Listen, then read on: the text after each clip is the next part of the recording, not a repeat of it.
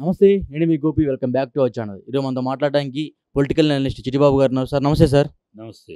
Sir ఈసారి అంత విచిత్రంగా ఉంది సార్. పోటాపోటీ నడుస్తూ ఉంది. సో సర్వేలు కూడా ఒక 70% ఏమో కూటమి పలుకుతున్నాయి. మరొక 30% ఏమో వైసీపీ పలుకుతున్నాయి. సో ఏది రావచ్చు అంటారు?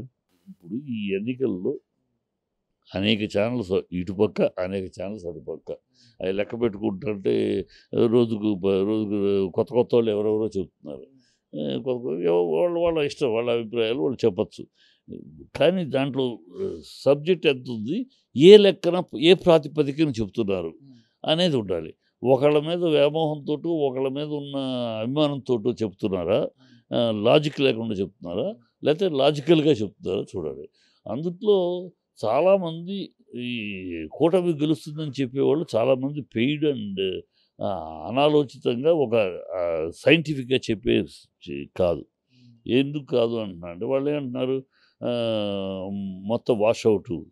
ఎట్లా వాషౌటు? వైజాగ్, శ్రీకాకుళం, వైజాగ్ నేను ఒక గ్రౌండ్ రిపోర్ట్ ఇచ్చాను. పాయింట్ బై పాయింట్ శ్రీకాకుళం ఎందుకు వైసీపీకి ఉంది, వైజాగ్ ఎందుకు వైసీపీ వైపు మొగ్గుతుంది, విజయనగరం ఎందుకు వైసీపీ పక్క ఉంది, కడప, కర్నూలు, చిత్తూరు ఎందుకు వైసీపీ వైపు ఉంది, ఉభయ గోదావరి జిల్లాల్లో ఎందుకు టీడీపీకి ఎక్కువ ఉంది, గుంటూరులో టీడీపీ వైసీపీ పోటాపోటీగా ఎందుకు ఉన్నాయి, కృష్ణా జిల్లాలో వైసీపీ టీడీపీ ఎందుకు పోటాపోటీగా ఉన్నాయి, నెల్లూరు ఎందుకు వైసీపీకి ఉన్నాయి. ఈ జిల్లాల వైజ్గా విశ్లేషణ, ఎవరెవరు ఏ కారణాలతోటి ఈ వైసీపీకి ఉన్నారు, ఎవరెవరు గోదావరి జిల్లాలో ఎందుకు తెలుగుదేశం కూటమికి ఉన్నారు, ఇవన్నీ గుంటూరులో ఎందుకు ఉన్నారు, ఇది విశ్లేషించి సైంటిఫిక్గా విశ్లేషించి అక్కడ ప్రజాభిప్రాయాన్ని సేకరించి ప్రజల మనసులో గుండెల్లో ఉండే మాటలు సేకరించి చెప్పాం. అలా చెప్పినప్పుడు దానికి ఒక విలువ ఉంటుంది. ఊరినే బ్లైండ్గా 170 వచ్చేస్తాయి తెలుగుదేశానికి, కూటమికి 160 వచ్చేస్తాయి, బుల్షిట్. అది బుల్షిట్ అనమాట. కనుక వాడు చెప్పే మాట నేను కమెంట్ చేయడం కాదు. వాడు ఇష్టానికి చెప్పుకుంటాడు. పెయిడ్ డబ్బులు తీసుకుని కొన్నాడు, సంతోషం. 4వ తారీఖు దాకా సంతోషం అయ్యి, అంతే కదా. వాళ్ళు ఏమన్నారంటే, మేము ఏ పార్టీకి అనుకూలంగా తెలియము, ఒక 400 మందిని పెట్టి ప్రతి ఒక్క కాన్స్టిట్యున్సీలో వెళ్ళి మా వాళ్ళు తిరిగి వచ్చారని చెప్తున్నారు. చెప్తారమ్మా, ప్రతి వాళ్ళు చెప్పేది అదేనమ్మా, చెప్పేది అలాగే చెప్తారు. ఆ శాంపుల్స్ రిలీజ్ చేయమనండి, ఇదిగో ఇన్ని శాంపుల్స్ ఈ స్టేట్లో, ఈ జిల్లాలో చెప్పమనండి. అవన్నీ ఉండవు. ఊనే మాటకి మేము శాంపుల్స్ కలెక్ట్ చేసామంటారు. ఇవన్నీ రోజుకి తెలుగుదేశమే తగ్గిపోతుంది. మేము గెలుస్తాం అనే మాటలు ఆ నాయకుల నోటి నుంచి రావట్లా.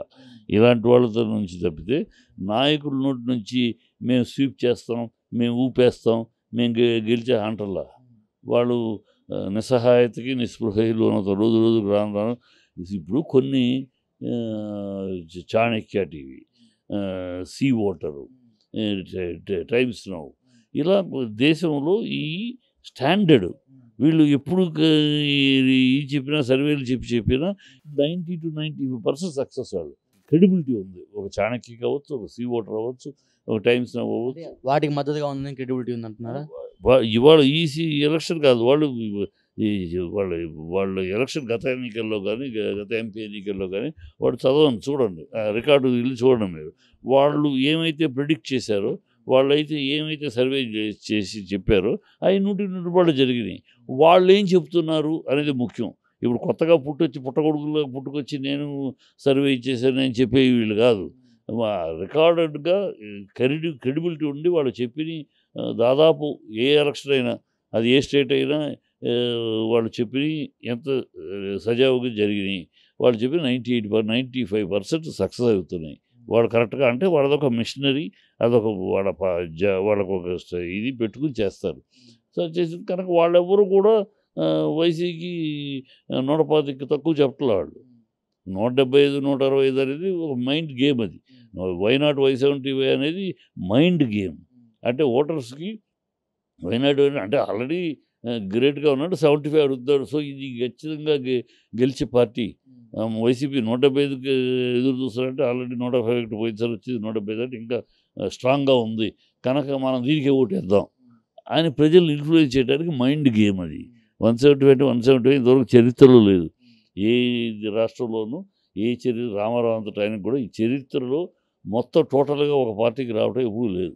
మరి ఎందుకు జగన్ గారు ఎందుకు అట్లా చెప్పుకుంటున్నారు? ఇంతసేపు చెప్పింది ఏంటి? That is a mind game. పొలిటికల్గా మైండ్ గేమ్ ఆడటం ఏ రాజకీయ పార్టీ అయినా మైండ్ గేమ్ ప్రజల్ని ప్రభావితం చేయడానికి.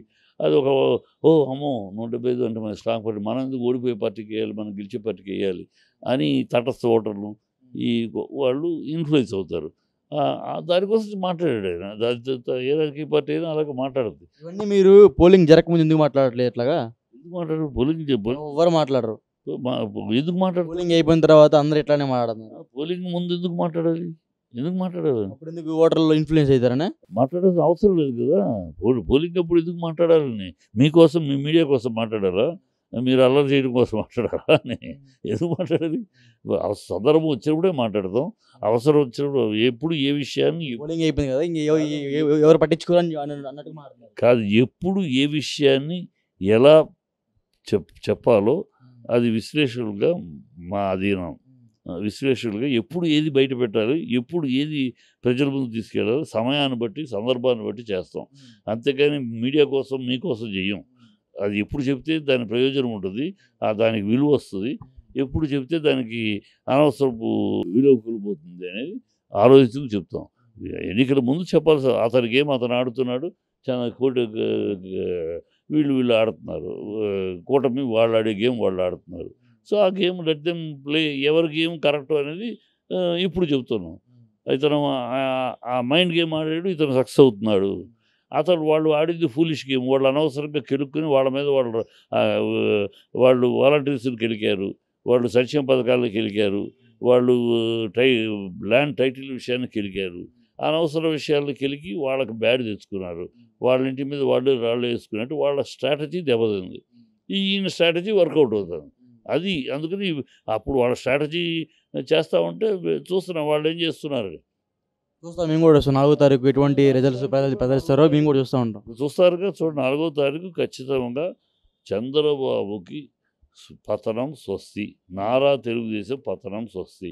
మరో దశాబ్ద కాలం పాటు తెలుగుదేశానికి పుట్టగతులు లేవు. మళ్ళీ అది నారా తెలుగుదేశం కాస్త నందమూరి తెలుగుదేశంగా రూపాంతరం చెందినాకే దానికి భవిష్యత్తు. ఈ చంద్రబాబు చేతిలో తెలుగుదేశం చంద్రబాబు పుట్టించింది కాదు, కట్టించింది కాదు. అది రామారావు గారు రక్తంతో ఏర్పడి రక్తం ధారపోసి ఆయన చెమటగా మార్చి నిర్మించినది. అది దోచుకున్నాడు, చేశాడు, అయిపోయింది. ఆ దోపిడీకి గ్రహణం పట్టేసింది. ప్రజలు తెలుసుకున్నారు. అప్పుడు ఆయనకి మిగతా మీడియా లేదు, ఓన్లీ ఉన్న మీడియాని మేనేజ్ చేసుకున్నాడు. దాంతో సాగిద్ది అతనికి. ఇప్పుడు సాగదు. సోషల్ మీడియా విపరీతంగా ఉంది. అన్ని విషయాలు బయటికి లాగుతున్నాయి. ప్రతి విషయాన్ని నిన్న వాడు మాట్లాడేవాడిని చెప్పేస్తున్నారు. అక్కడే పవన్ కళ్యాణ్ కూడా దెబ్బతింది. చంద్రబాబు లైన్లో ఆయన మాట్లాడి దెబ్బతింటుంది అక్కడే. చంద్రబాబు లైన్లో ప్రజలు గుర్తుండదులే, మనం ఇవాళ ఒకటి మాట్లాడితే రేపు ఒకటి మాట్లాడితే ఎవడు పట్టించుకోడు, మన మాటల్లో జనంలోకి వెళ్ళిపోతుందనే చంద్రబాబు పాత స్ట్రాటజీ, గత రోజుల స్ట్రాటజీని ఈ పవన్ ఖండించాడు. పవన్ కూడా నిన్న ఒక మాట మొన్న ఒక మాట అయిపోయింది. ప్రజలు చంద్రబాబు తిట్టావు, పవన్ కళ్యాణ్ తిట్టావు, ఎలాగయ్యా కూడా చంద్రబాబు గ్రేట్ అంటున్నావు, కాపులకు అన్యాయం జరిగినప్పుడు నోరెత్తలేదు నువ్వు, ఎలా కాపు నాయకుడు అంటావు, నేనే సీఎం అని అంటివి, మళ్ళీ నువ్వే మనకు సీఎం అయ్యే సీన్ లేదంటావు. అన్నీ యూటర్న్లు. పవన్ కళ్యాణ్ సీఎం అవుతా అని ఎప్పుడు అనలేదు సార్. ఎందుకంటే చూడు రికార్డ్స్లో ఆయన ప్రసంగాలు విను. మీరందరూ నాకు అండగా నిలిస్తే నేను అవుతా, సీఎం అవుతా, నన్ను గెలిపించండి. పోయినసారి గెలిపించలా, 35 సీట్లు గెలిచుంటే ఆ రోజే సీఎం అయ్యేవాడిని, మీరు గెలిపించలేదు. ఇవన్నీ మాట్లాడారు. మీరు చూడకపోతే నేను బాధ్యుడు కాదు.